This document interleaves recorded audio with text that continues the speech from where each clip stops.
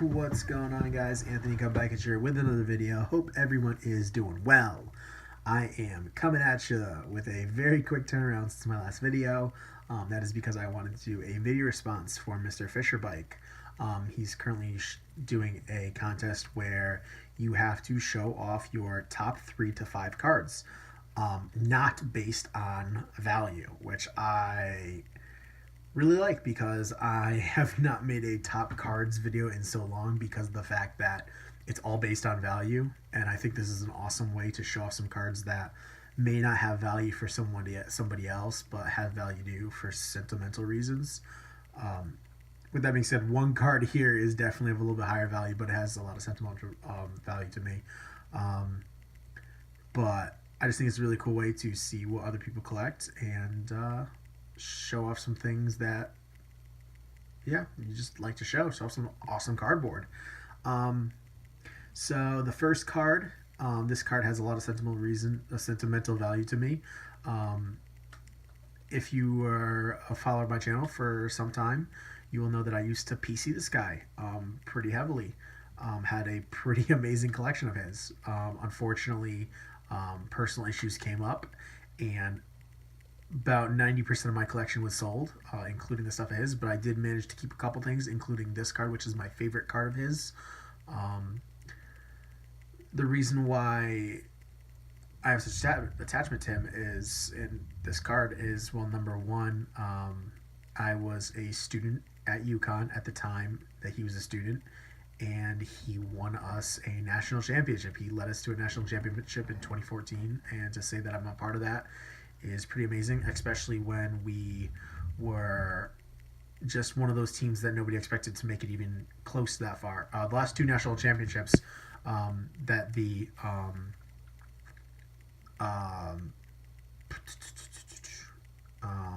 UConn was in, we were not expected to get that far. In 2010, we were unranked, and we had to go through the Big East tournament, and we finished the regular season terribly, and we came up and beat Butler in the final. 2014, we were just coming off of a season where we were not in the tournament, and then the next year we came out and beat the favorites, Kentucky. What up, Josh? I'm sure you remember our conversation with that one. I thoroughly enjoyed that. But yeah, so I had a pretty big collection of his. Just to be a part of a national championship, being at that school at the time, was something that cannot be matched. Just very proud to say that I was able to be a part of that. But like I said, this is my favorite card of his, hands down. It's from Exquisite. Rookie autograph of Shabazz Napier.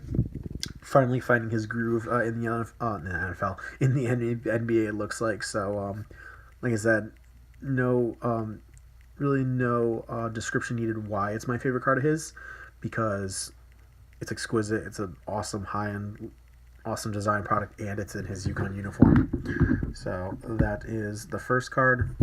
Second card, it's another UConn related card.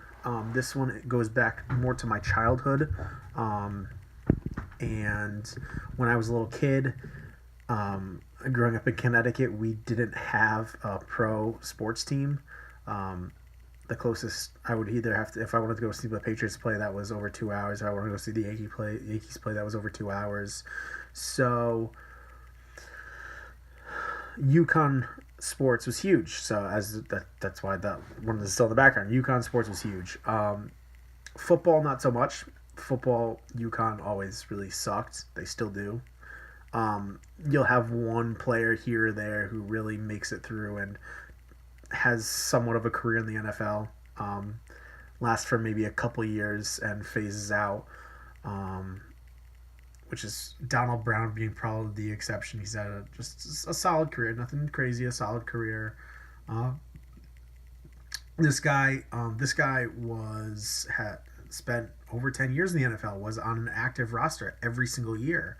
And when it comes to quarterbacks, that's impressive, because look how many quarterbacks, first-round picks, top 10 picks, that fizzle out after 1, 2, 3 seasons that are supposed to be the next big thing. This guy was a 5th-round pick, and just because he had a solid career and he knew the game, he managed to make a career out of being a backup. The significance to that me is the fact that my dad bought season tickets to UConn football, and his last year at UConn was that first year that we had season tickets. So I got to see him at his best at UConn. He was a fan for UConn football to see that which was, I'm trying to think, we played the Big East back then. That was a terrible conference for basketball. I mean, sorry, excuse me, for football.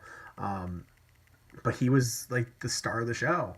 So never had a lot of cards, but he did have a Contender's autograph, and I always wanted to one day find the championship ticket auto, and I did.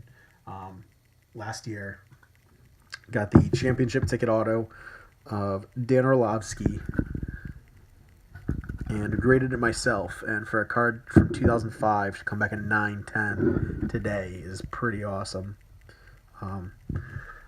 This is the same year as Aaron Rodgers, and the 9/10 is a win in Aaron Rodgers. So, like I said, not a huge card, but it just does have that sentimental value. And lastly, you got one card. This is the highest value of all the cards in this video. Growing up, I'm a huge Yankee fan. I know a lot of people think it's weird because I'm a Yankee patriot. I'm from Connecticut. Where I'm in Connecticut, it's exactly 2 hours to Boston. It's exactly 2 hours to New York. And that's my family. It's not like I didn't even pick the teams. That's just the family I grew up into. Celtics, Bruins, Patriots, and Yankees. It's pretty common. If you move up north, if you ever go to Connecticut, you will meet a lot of Yankee Patriots, and you will meet a lot of Red Sox Giants fans. A couple of my friends are Red Sox Giants fans, including a fellow YouTuber. What up, Yo Show Your Hits? So growing up, obviously, with the Yankees, the man that comes to mind, any Yankees fan, any millennium, so 90s kids grew up watching Derek Jeter play.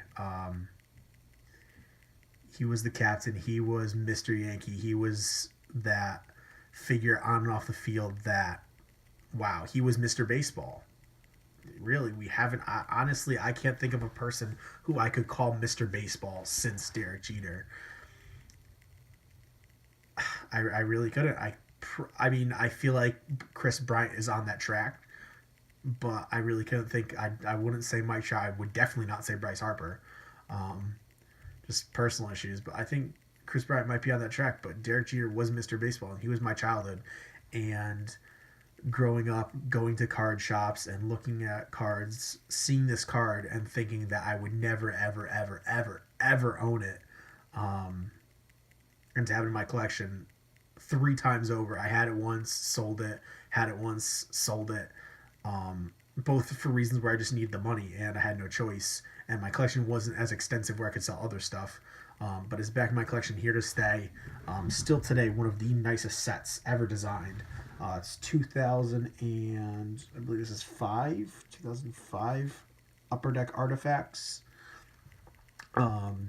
Number 2, 350, an on-card autograph of the captain, Mr. Derek Jeter.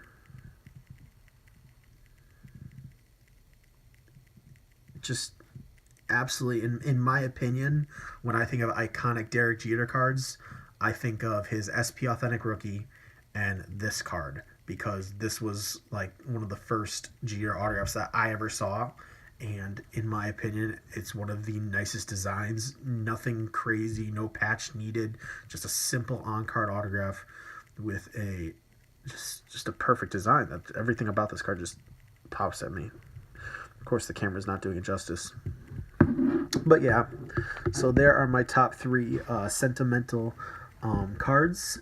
If you guys don't know who MrFisherbike is, his link will be in the description. And hopefully you go and make a video yourself. Make a video response yourself. I look forward to seeing other responses. All right, guys, that's all for today. Thanks for watching.